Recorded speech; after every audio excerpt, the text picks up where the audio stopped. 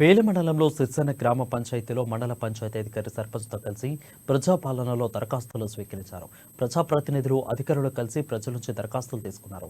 MPTC Nagesh Reddy అదేవిధంగా కాంగ్రెస్ కార్యకర్తలు దగ్గర నుండి దరఖాస్తులను పూర్తి చేయించారు. ఎవరూ ఆందోళనకు గురి కావద్దని, ఇది నిరంతరంగా కొనసాగే ప్రక్రియ అని వారు తెలిపారు.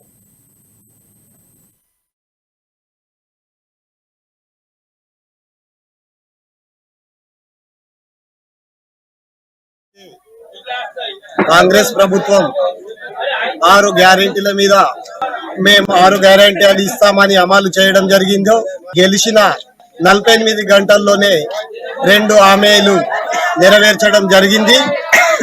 ప్రజా పాలన కార్యక్రమంలో ఇంకా మిగతా ఏవైతే స్కీములు ఉన్నాయో వాటికి ఈరోజు సిర్సన గ్రామ పంచాయతీ నుండి అప్లికేషన్లు దరఖాస్తులు చేసుకోవడం జరుగుతుంది.